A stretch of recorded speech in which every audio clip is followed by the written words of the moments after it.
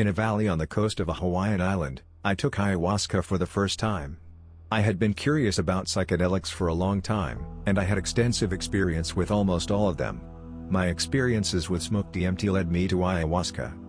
The first time I smoked DMT, I felt as though the drug was communicating with me, answering my questions and showing me glimpses of the truth. I also felt an incredibly powerful fear of death, as well as the sensation that I was actually dying. It was terrifying, and beautiful, with a dimension to it that I had never before experienced in my psychedelic explorations. Every time I have smoked DMT since, I have had a similar experience, a terrible fear, combined with the sensation of bodily death, as well as overwhelming beauty. It was like being shot from a cannon into a terrible and beautiful alien realm, and then yanked back before I had a chance to get my bearings. I wanted to spend more time there, to experience it more fully. This was the main impetus behind my decision to try ayahuasca. I had met a few people who had taken it, and, as I learned more about the drug, I met more and more people who had been there. Their tales of communion with a mysterious force, of experiencing their own births and deaths, and re-experiencing trauma in a positive way only stoked my fires of curiosity. Several options to try ayahuasca presented themselves, but none of them really worked out or fully appealed to me. They were of the fly a shaman up from Peru, shell out $900, and spend a 3-day weekend at a rented venue variety. All of my previous psychedelic experiences had been more of the DIY type, more exploratory and experimental than ceremonial or regimented, and I wanted to keep it that way. Shortly after moving to Hawaii, I learned that both of the plants that comprise ayahuasca grow there, and my desire was cemented. I decided I would find the plants, brew the potion, and take ayahuasca once in Hawaii. And the option to do so presented itself rather quickly. The first place my girlfriend and I stayed on the island was a small homestead out in the jungle. The woman who owned the farm, Shakti, introduced us to her friend, Sam, a camouflage-wearing island boy who seemed totally at home in the jungle. I mentioned my desire to find the ayahuasca vine, and Sam offered to take me to his friend's cabin. There, he said, I would find both of the plants needed to brew the ayahuasca, and his friend could teach me how. It was on that weekend, we loaded up my truck and made the trek to a remote coastal valley. Even getting there was a rowdy adventure, at one point having to forsake the road and drive up a quickly flowing, 2-foot-deep river. His friend, who I will refer to as Yoda, greeted us and we introduced ourselves. The cabin was an open-air jungle bungalow, surrounded by rare tropical fruit trees from all over the world. The week passed quickly, with me getting an introduction to jungle life. I learned how to catch prawns with a spear and a headlamp. I learned which of the bizarre tropical fruits were tastiest, and how to test them for ripeness. We bathed in pools at the foot of huge, cascading waterfalls and gorged on rambutan and jabuticaba. He also introduced us to the plants. Specifically, to the ayahuasca vine, Banisteriopsis caapi, and the DMT-containing tree, Chakrana. I spent some time with the plants, touching them, sketching them, and thanking them for their bodies and the chemicals contained within. We harvested what seemed like an enormous amount of both the vine and the tree. We pruned the tree back significantly, and plucked the individual leaves off the stems. This yielded approximately half an industrial trash bag of leaf matter. We cut many sections of the vine, too, and then chopped them into 3-foot chunks. These created a pile that filled most of a tarp. The next day, we pounded the sections of vine with a heavy koa wood baton until they were a pile of slender fibers and bark.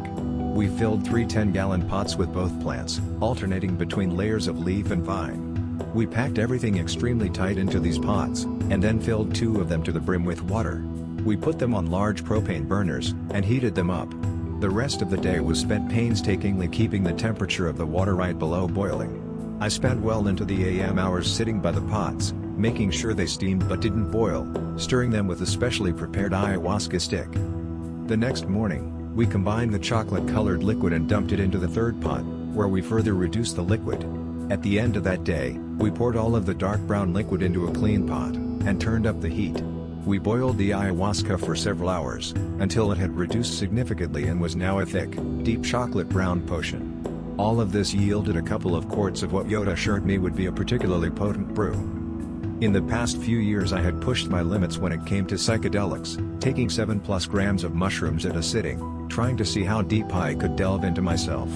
My main goal, I tried not to have it be an expectation, of these journeys was to experience annihilation. I had always read of people's experiences with ego death and feeling the dissolution of the boundaries of the self, and I wanted to go there too. My sense of self always remained intact, which was somewhat frustrating to me. I learned much from these explorations, but I always managed to hold on to myself. I think part of my curiosity about ayahuasca was the feeling that it, if anything would melt down the boundaries between me and the world. And boy, was I right. I took the brew several weeks later. Our DIY ayahuasca retreat consisted of myself, Sam, Shakti, and several of her friends. Our facilitator, Q, was a Native American woman with what seemed like a fair amount of plant medicine experience. She did not take the brew, but watched over us and was intended to be a guardian and a sober helper if things got dicey. I have heard that, in more traditional ayahuasca ceremonies, there is a fairly strict preparation that is prescribed. Restricted foods, no sex for a week before, etc. Since this was not a traditional ceremony, I prepared in the way that appealed to me. I spent time by myself every day for the week before the ceremony, meditating and trying to clarify my intention. I ate a small, simple meal on the day of the ceremony, and stayed away from my phone. I thought that my preparations were sufficient, and I felt ready. I had no idea what was in store for me. My intention was primarily exploratory, but I had a few specific questions I particularly wanted to focus on. One was quite vague, concerning the nature of reality and how consciousness is contained. The other was more personal, concerning my own purpose and path through life, seeking some guidance or perspective on some decisions.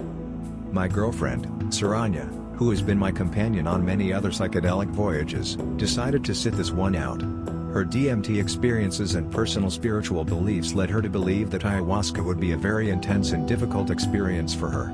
She said she would stay at our house, which was at the end of the property, but that she would be there if I needed anything.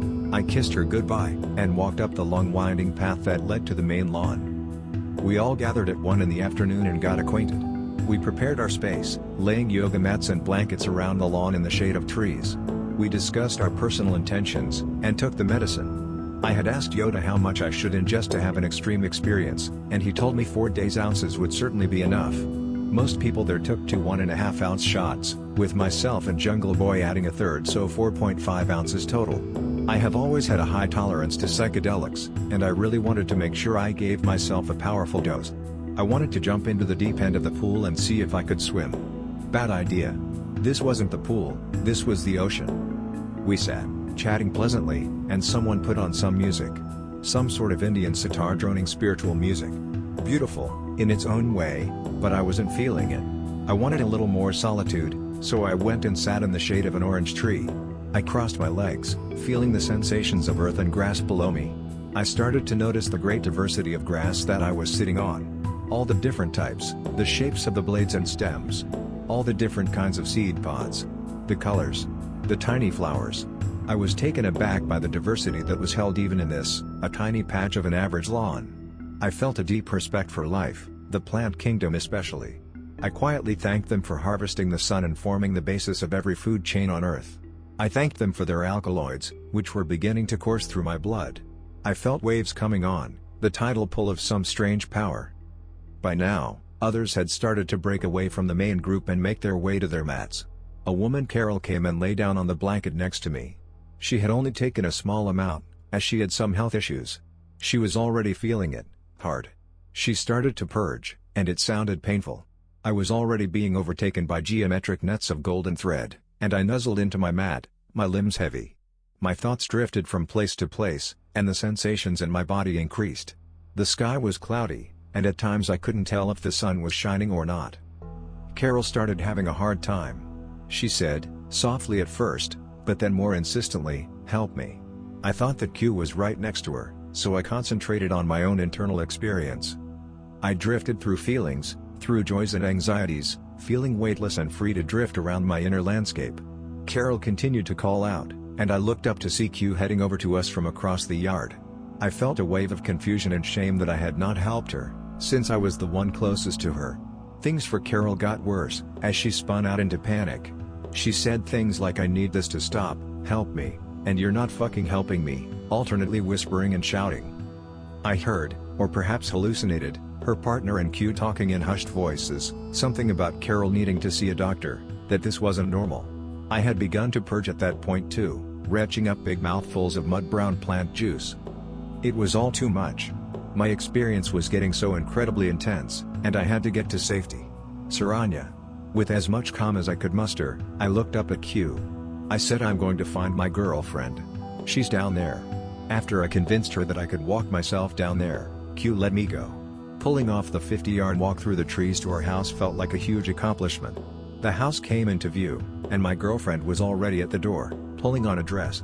Somehow, she knew I was coming. I said, help. I need help. And then collapsed on the grass in front of our porch. I tried to vomit, but couldn't. I tried to fill her in on the situation, but couldn't communicate much. I remember feeling like we were the only two humans on the planet, an Adam and Eve situation, and asking her to marry me. I remember asking her if we were going to have children, and that's pretty much the last thing I remember. I was laying on the grass next to our porch, and all I could do was thrash. I remember ripping up grass with my fingers, feeling bad for killing it but also reveling in the life-taking power of my hands. Creation and destruction, life and death, became one. I felt everything, all at once, and it was beautiful and terrible. I remember begging my girlfriend for death, saying too much. It's too much. Death was constantly on my mind, the flip side of life, and I remember feeling that it was the only escape. Sex was the creative force, death the destructive, and I remember wanting both equally. I lost track of what was me. I thought that my girlfriend and I were the same thing. I was all of life, every living thing, and I felt the improbability of anything existing at all. And I felt the pain of life, the great tearing rending pain that is implicit in being alive. It was alternately too beautiful to look at and too terrible to comprehend. I had finally done it, gotten to that place I had searched for. Ego death. The annihilation of the self. And it was all too much. At a certain point, I became aware that I had a body again. I saw that I was alone, laying there on the grass. With great effort, I sat up, and looked for Saranya. She was inside, and came out when she saw I was back. She looked rattled. I tried to hug her but she pulled away. I asked her what had happened to me. I remembered so little. Apparently, I was gone for over 3 hours. Completely, absolutely gone. She had to sit on me to keep me calm. I was thrashing around, tearing up grass and shoving it into my mouth. Eating dirt too, eating anything I could find to put in my mouth.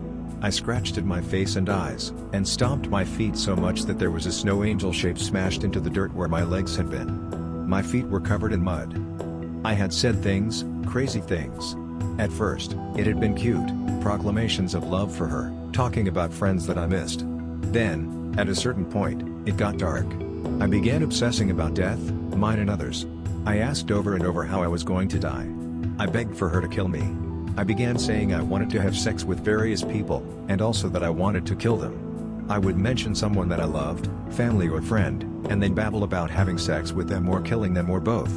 Apparently, I also said I wanted to eat people, and asked Saranya if she would eat me. I have a dim recollection of that, feeling like if she ate me then we would be truly one thing, as I felt we were. I then pleaded with her, again, to kill me.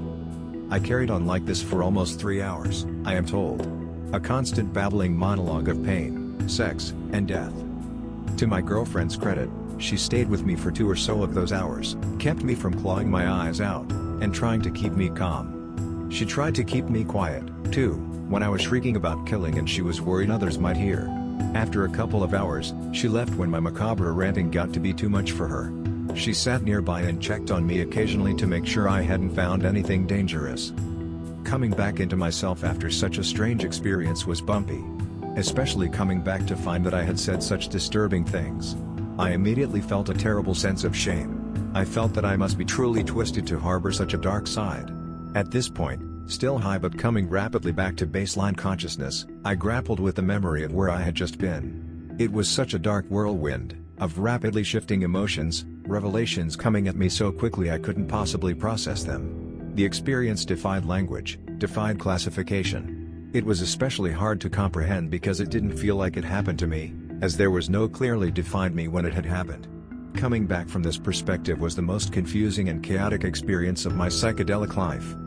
I went back to the group and laid on the grass briefly, contemplating the clouds, still reeling. Everything was peaceful.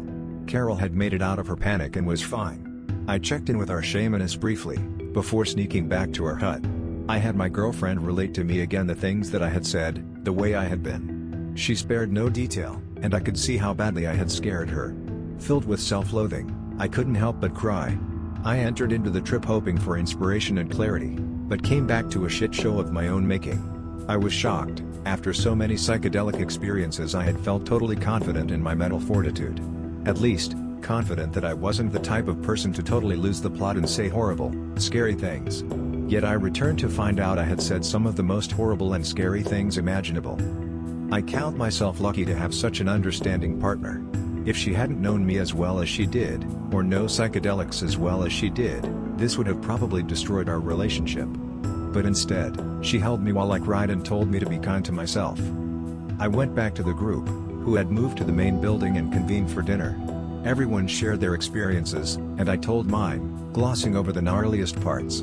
Everyone had had a rough go of it. Everyone reported feelings of fear, pain, and impending doom, but had been able to move through it. I quickly ate, excused myself and went back to my hut, burdened with the shame of all the things I didn't want to talk about. I tossed and turned all night, kept up by the full moon and my thoughts. I am a very level person, and this completely knocked me down. I felt tender and raw, and truly hated myself for what I had said. The next day, I reached out to a friend who had recently done a more traditional ayahuasca ceremony with the aid of a shaman. She helped me make sense of my experience, comparing it to hers and others she had seen. She compared it to a biblical story, in which people were exposed to the sight of the hand of God. Apparently, the hand was too beautiful and terrible to comprehend, and the tiniest glimpse of it turned them into pillars of salt. She suggested that perhaps some experiences are too intense to be directly dealt with, and that I had retreated into my most primitive self in order to deal with what was happening to me. She also told me I was lucky to have come back so quickly. That, after an experience like that, some people are lost for a long time.